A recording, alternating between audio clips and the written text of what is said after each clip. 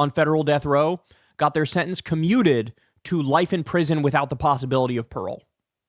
So these people are never going to see the light of day, but we just said, you know what, we're done with the death penalty here. Let's just do life in prison, right? The 3 that he didn't commute their sentences to life in prison without the possibility of parole: Dylan Roof, the Boston Marathon bomber, I believe his name was Dzhokhar Zarnev or something like that, and the Tree of Life synagogue shooter. So those are the 3 that he was like, I'm going to go ahead and let it play out as it is, bruh. If they're going to be put to death, okay, they're going to go ahead and be put to death. But the rest of them decided to commute their sentence. So first of all, I'm curious what all you guys think about this, because my thoughts on the death penalty have always been as follows.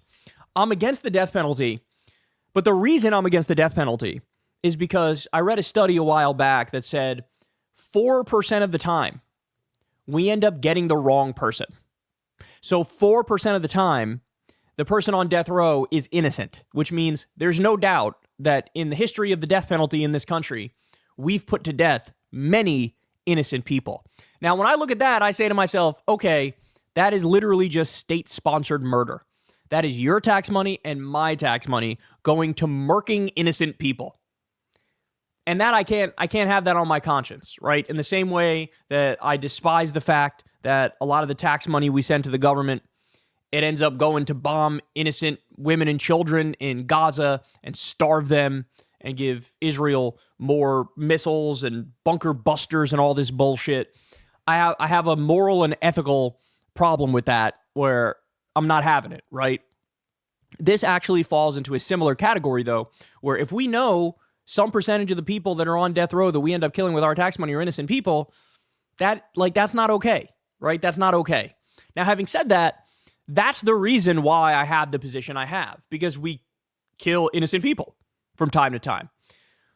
Now, what do you do in a situation where, like, nah, we sort of know this is the person, like, this is on video, they gunned down an entire classroom of innocent people, or they beheaded somebody and fed the meat to their dog or whatever. Like, if we know this person did some horrific ass shit, then I'm sort of like, oh, what? Am I supposed to, like, shed a tear? Or am I supposed to lose some sleep because some absolute maniacal genocidal psychopath ended up getting the death penalty? No. And so that's why my position is a little different, I feel like, from most people who talk about this issue, because it's either the majority of Americans are actually for the death penalty, and so they just support it, full stop, right?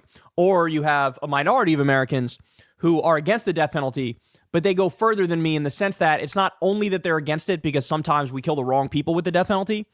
They're against it because it just period, they're against it. So, like, even if you could show them, hey, this person gunned down an entire classroom of people, or they ate a child after beheading them and having them locked up in their basement for 4 years, they would say, as a matter of principle, the government having the right and the ability to put somebody to death is not something I agree with, and it shouldn't be allowed, right? So they would actively stand up, even for the biggest monsters among us, to say they have a right to not be put to death by the government, right? And so I feel like I'm the enlightened centrist on this issue, but look, I don't know if this is a hot take or not, but, like, I don't know, I kind of agree with, like, exactly how Biden did it. I kind of agree with exactly how he did it. Because what he's doing is, by saying, look, Dylan Roof, the Boston Marathon bomber, and the Tree of Life synagogue shoot, those are, like, super high-profile cases where you're dealing with, like, pure evil, right? And if he says, I'm commuting all 40 of the 40, well then, Jesus Christ, you've just given the Republicans a massive gift where from now until the end of time, they will bash you over the head with, you are literally soft on crime in the sense that Dylan Roof was supposed to be put to death and you said no. Or the Boston Marathon bomber was supposed to be put to death and you said no. Or the Tree of Life synagogue shooter was supposed to be put to death and you said no. You're standing up for criminals. And it's like, it's a gift to the right. And we know these people did it. It's not an open question. It's not like there's a small chance we got the wrong person. No, we got the right person, right? So I don't know if he did it just to avoid a political headache, or I don't know if he did it because he looked at the cases and said, these are so horrific that I just, philosophically, I'm okay with them dying, right? I don't know how he came to that position, but like the way he did this, I sort of agree with. Like, I like that most of them, he was like, okay, you're life in prison now without the possibility of parole. And then the others, these ones that it would be a colossal scandal if he commuted them, or excuse me, if he commuted them.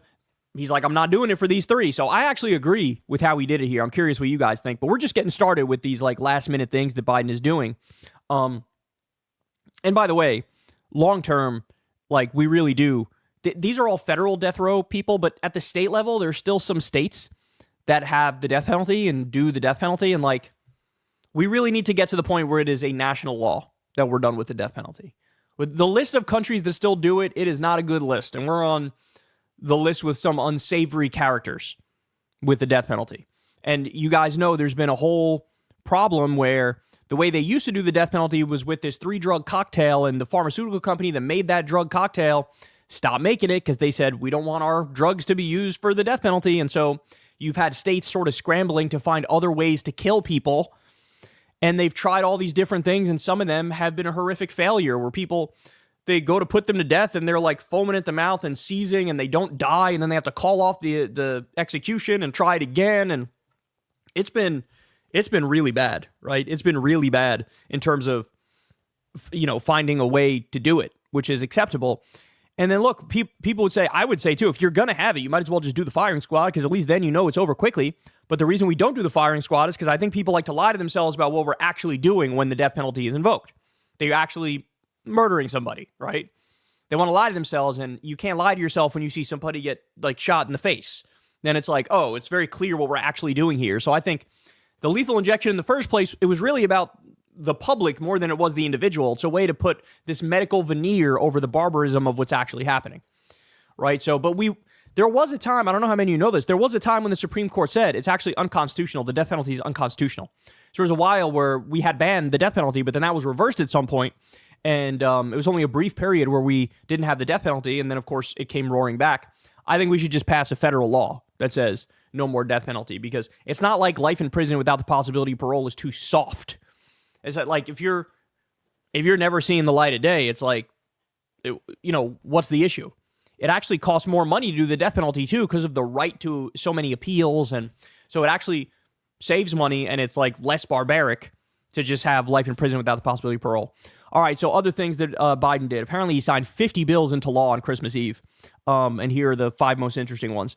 So Paris Hilton apparently was in Congress, and she was pushing the Stop Institutional Child Abuse Act. It carves out federal funding to stop child abuse at youth residential programs and hold the groups accountable as needed. She apparently experienced abuse as a teenager at youth treatment facilities, and so that's why she was leading the charge on this. The Biden made the bald eagle the national bird. I thought that already was the case. I did not know that it wasn't officially the case yet, but apparently he did it. They signed a bill to protect Native American children. They are seeking to address the disproportionately high levels of abuse among indigenous children through several measures, including the creation of the National Indian Child Resource and Family Services Center. This one was interesting. Cracking down on campus hazing. Yeah, I'm sure all you know, if you're like a member of a fraternity, they do some creepy ass shit to you, bro. They make you do some wild shit, which is like, don't do that. I've had friends who were in frats and they tell me horror stories. And so apparently they're doing a federal anti-hazing law, because there's been instances where hazing goes wrong. In fact, I would argue it's probably always wrong, but it goes really wrong and somebody ends up dying. And so there's a Stop Campus Hazing Act he did. And then here we go. This one's fascinating too. Menendez-fueled anti-corruption push. A jury finding Senator Bob Menendez guilty of bribery and other charges in July garnered fresh interest in an existing bill to end taxpayer-funded pensions for members of Congress convicted of a crime related to public corruption. Before Biden approved the bill, called the No Congressionally Obligated Recurring Revenue Used as Pensions to Incarcerated Officials Now Act, or the No Corruption Act. I hate it when they try to do those acronyms and they got to stretch it out and make it weird.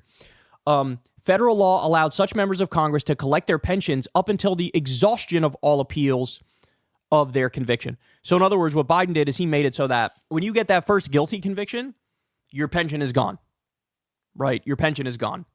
It used to be the case that Menendez will appeal, he'll go up the court system, and you can't take away his pension until